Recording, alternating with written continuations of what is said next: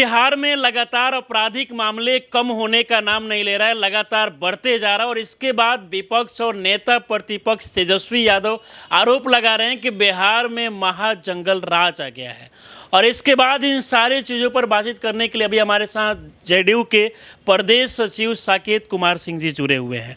क्या कहना चाहेंगे? एक तरफ नीतीश कुमार जी को लेकर लगातार तेजस्वी यादव आरोप लगा रहे हैं कि बिहार में कोई सुरक्षित नहीं है, चाहे वो नेता हो, व्यापारी हो या फिर आम लोग, एक एक के बाद वो ट्वीट करते जा रहे हैं। आपको लगता है कि बिहार के लोग सुरक्षित हैं? सबसे पहले जिस राज्य में बैठ के, जिस राज्य में अपनी राजनीतिक आंखें वो खोले, जहाँ से वो नेता प्रतिपक्ष बने, उस राज्य में बैठ के ट्वीट पे ट्वीट खेले जा रहे हैं। ट्वीट करना अलग चीज़ है, ट्वीट खेलना अलग चीज़ है। खेले जा रहे हैं, उसके बाद भी बिहार उनको असुरक्षित लग रहा है। एक कहीं से एक इसीलिए न बोला जाता है कि विरासत में मिली हुई कोई भी चीज़ एक कतई प्रमाणित नहीं करती है कि आप में वो कैपेबिलिटी या योग्यता है। बिहार की जनता, बिहार की देवतुल्य जनता जब से उन लोगों को राजनीतिक रूप से अपाहिज बना के छोड़ी है, तब से इसी प्रकार का विपक्ष जो है उलुल जुलुल अलर बलर कुछ भी कह के अपना मन बहला। नहीं लगता है अभी देखा गया कि पटना के एक बड़े व्यापारी का हत्या कर दिया गया, बीजेपी के कोई नेता का भी जान गया, और इसके साथ साथ बालू के जो कारोबारी करते हैं उनका भी जान गया। हर दिन तेजस्वी यादव एक एक आंकड़ा निकाल के सामने दिखा रहे हैं कि बिहार की जनता सुरक्षित नहीं है, सब कुछ बिहार का खराब। तेजस्वी यादव जी क्या निकाल के दे रहे हैं, क्या ट्वीट कर रहे हैं, मायने वो नहीं रखता है। मायने ये है कि अगर कोई घटना हो रही है, हम उस चीज़ को मान रहे हैं कि घटना हुई है, लेकिन उसके साथ साथ वो राजा हरिश्चंद्र बन के जो ट्वीट कर रहे हैं, जो जंगल राज के पुरौधा रहे हैं किसी समय में, उनको ये भी बताना चाहिए कि क्रिया अगर कोई कर रहा है, कोई घटना को अंजाम दे रहा है, कोई दरिंदगी कर रहा है, तो हमारी बिहार की पुलिस जो है उस एक्शन का रिएक्शन किस प्रकार दे रही है। मतलब बिल में भी अगर जाके अपराधी अपराध करके छुप जाए तो ये नीतीश कुमार जी के सुशासन की सरकार है। यहाँ न्याय के साथ विकास और जीरो टॉलरेंस। खेमका जी का जो हत्या हुआ, उसके बाद जो एनकाउंटर हुआ, उस पर भी वो आरोप लगा रहे हैं कि ये सब फेक एनकाउंटर है। देखा जाए उनका काम ही है आरोप लगाना। आज तक बिहार में कुछ अच्छा हो, बिहार का विकास हो, बिहार के गनी गरीब मजदूर, इन सब के बारे में आज तक उनको आवाज़ उठाते देखे हैं? नहीं देखे होंगे। वो जब उठाएंगे तो विकास में रोड़ा पैदा करने के लिए आदरणीय नीतीश कुमार जी का जो नेचर है या दिनचर्या है, उसमें विकास मिनट मिनट पर विकास शुमार है उनके दिनचर्या में। तो अभी भी देखे ट्वीट किए हुए, उसमें कह रहे हैं कि उनका मानसिक संतुलन। सुनिए ना, उसी पे आ रहे हैं ना, उसी पे आ रहे हैं। तो अगर वो बोल रहे हैं नेता प्रतिपक्ष कि खेमका जी का हत्या हुआ, अब पुलिस ने जवाबी आत्मरक्षा के अधिकार पर वो अपराधी को जो है ढेर करने का काम की, उस पर भी वो सवाल खड़ा कर रहे हैं। इससे आप लोग तो लोकतंत्र के चौथे स्तंभ हैं। एनालिसिस हम लोगों से ज़्यादा आप लोग कर सकते हैं, करिए। और वो बोल रहे हैं कि अगर फेक इनकाउंटर है तो इसका मतलब कहीं ना कहीं वो जानते हैं कि सच्चा अपराधी कौन है। तो बिहार के हित में और बिहार के लोगों के हित में, वो तो अलग बात है कि वो कभी वो परिवार रहा ही नहीं है। विपक्ष को बिहार के लोगों से कहीं कोई मतलब रहा नहीं है। अब अपना खजाना खाली हो गया है, उसको भरने के लिए इतना प्रलाप हो रहा है। लेकिन आदरणीय नीतीश कुमार जी जिस व्यक्तित्व का नाम है, जिसको बिहार का शिल्पी कहा जाता है, जिनके बारे में नेता प्रतिपक्ष या विपक्ष अगर कह रहा है कि उनका मानसिक स्थिति ये हो गया वो हो गया है, तो हम तो एक नीतीश कुमार जी के सिपाही होने के नाते सबसे पहले विनम्रता पूर्वक उन लोगों से ये कहना चाहेंगे कि व्यक्तिगत टीका टिप्पणी अगर हमारे नेता पे विपक्ष के द्वारा किया गया, तो हम लोग साक्ष्य के आधार पे ऐसा बकिया उधेड़ने का काम करेंगे कि विपक्ष मुंह छिपाता फिरेगा। पहली बात ये हो गई। दूसरी बात ये हो गई कि जो लोग ये कह रहे हैं कि नहीं आदरणीय नीतीश कुमार जी से संभल नहीं पा रहा है, चाहे ये नहीं हो रहा है, चाहे वो हो गया, दिस दैट बतिया रहे हैं, वो लोग सबसे पहले आदरणीय नीतीश कुमार जी के नेतृत्व में बिहार की स्वास्थ्य व्यवस्था एकदम हाईटेक बन चुकी है। बहुत सारे IGMS हैं, PMCH हैं, एम्स है, बहुत सारे ऐसे संस्थान हैं, वहाँ जाके सबसे पहले वो लोग अपना इलाज कराएं और डॉक्टर से दिखा के आएँ कि हमारा मानसिक स्थिति ठीक है। क्योंकि उन लोगों को जब ये नहीं दिख रहा है कि सुबह में 9 बजे से लेके और रात के 8 बजे तक कोई ऐसा दिन नहीं है, कोई ऐसा संडे, कोई ऐसा मंडे, कोई ऐसा हॉलीडे नहीं है जिस दिन बिहार के शिल्पकार आदरणीय नीतीश कुमार जी बिहार वासियों के लिए कुछ न कुछ विकास के सौगात के रूप में करने का काम नहीं कर रहे हैं।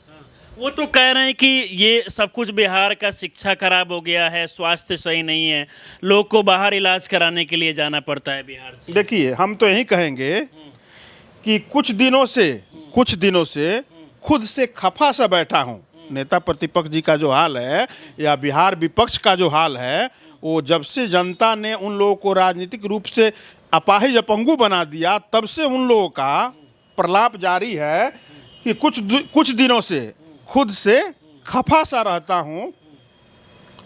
मैं अपनी ज़िंदगी का तमाशा बना के बैठा हूँ।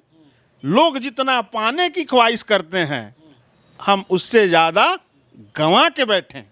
तो नेता प्रतिपक्ष के पिताजी और माताजी के शासनकाल में माननीय न्यायालय को आना पड़ा, माननीय न्यायालय के चीफ जस्टिस को अपने जान की सुरक्षा मांगनी पड़ी, तो सब कुछ गंवाने वाले, सब कुछ लुटाने वाले और लूटने वाले आज के डेट में कोई भी ऐसा बिहार की देवतुल्य जनता को प्रलोभन दे रहे हैं या कुछ कह रहे हैं। आपको क्या लगता है कि बिहार की देवतुल्य जनता उन लोगों के किसी भी बात का भरोसा करेगी?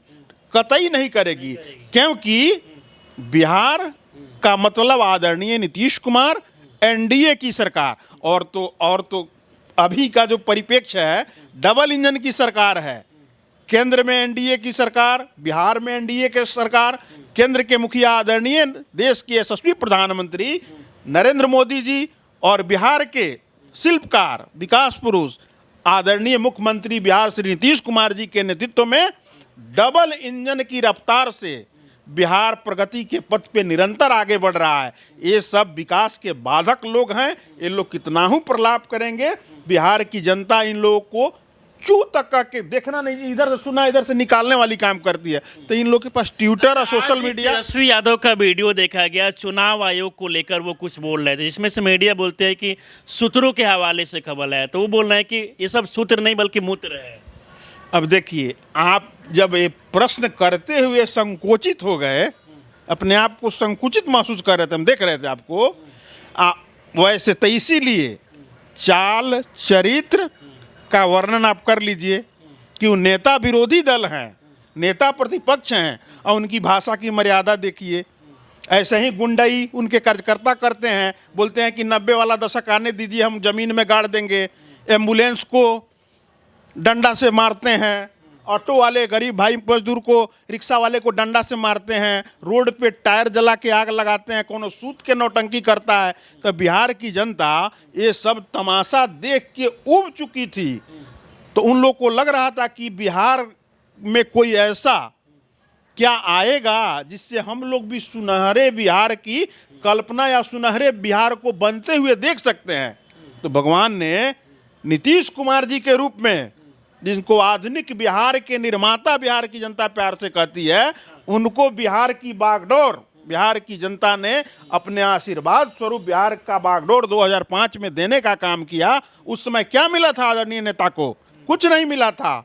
ना कोई सड़क थी, ना कोई बिजली थी, ना कोई पानी थी, कुछ भी नहीं था। यहाँ तक कि खजाने का क्या था, मात्र 32,000 करोड़ रुपया आदरणीय नेता को मिला था। विश्व बैंक से लोन लेके सीमित संसाधन होने के बाद भी हमारे नेता ने अपने विजन से, अपने दूरदृष्टि से, अपनी निष्ठा और ईमानदारी से बिहार को यहाँ तक, जहाँ आज मेट्रो दौड़ने के लिए तैयार है, जहाँ 6 लेन फ्लाईओवर बन के तैयार है, जहाँ गांव और शहर तो छोड़ दीजिए, कोई ऐसा गली नहीं है, कोई ऐसा टोला नहीं है, कोई ऐसा मोहल्ला नहीं है जहाँ की सड़कें चमचमाती हुई न मिले, जहाँ रोड न मिले, ना जहाँ गली न मिले, जहाँ नली न मिले, जहाँ पानी न मिले, जहाँ की बच्चियाँ स्कूल पे और वेल ड्रेस पहन के स्कूल जाते हुए नजर ना। उनके पिताजी चरवाहा विद्यालय बनाए थे, भैंस लोग जाता था चराने और भैंस के पीठ पर बैठ के पढ़ाई करता था। तो वो जिस स्कूल के प्रोडक्ट हैं, लोग उनको कहता है 9वीं फेल। हम कभी उनको 9वीं फेल नहीं कहते हैं, हम उनको 9वीं पढ़े लिखे व्यक्ति कहते हैं। तो जो उनके पास ज्ञान अर्जित है, तो अपने ज्ञान के अनुसार वो स्क्रिप्ट कोई लिख के दे देता है, उसको चेप देते हैं या उसी को पढ़ देते हैं। पढ़ते पढ़ते बेचारे घबरा जाते हैं। अब उस जिस भाषा का प्रयोग वो कर रहे हैं, वो भी प्रेस कॉन्फ्रेंस में, ये तो भाई हम लोगों से नहीं कहाएगा, क्योंकि हम लोग एक सभ्य दल के कार्यकर्ता हैं, जिसके अगुआ, जिसके मुखिया इस बिहार को बदलने वाले, बिहार की तस्वीर और तकदीर बदलने वाले, जहां नौकरी, जहां रोजगार और जहां सड़क, जहां स्वास्थ्य, जहां शिक्षा, ऐसे अनगिनत चीज़ें हैं जो इस इंटरव्यू में पॉसिबल नहीं है कि मैं बताऊं और आप उसको सहेजें या बिटोरें। इतना काम करने वाले नेता के हम लोग कार्यकर्ता हैं। तो हम लोग अपने 2025 में, हम एनडीए का जो लक्ष्य हम लोगों का है कि 2025, 225 फिर से नीतीश, हम लोग अपना काम जारी रखे हैं। बिहार की देवतुल्य जनता को यही चाहिए, सुशासन की सरकार चाहिए, बढ़ता हुआ प्रगति के पथ पे बिहार चाहिए। बाकी विपक्ष कितना ही प्रलाप कर ले, बिहार की जनता जो है ऐसी चोट करेगी अपने वोट से कि इन लोग का विदाई और पतन साथ साथ तय है। चलिए, बाकी हमारे साथ आप जुड़े, इन सारे मामले पे बातचीत की, इसके लिए बहुत बहुत धन्यवाद। आपका भी बहुत बहुत धन्यवाद।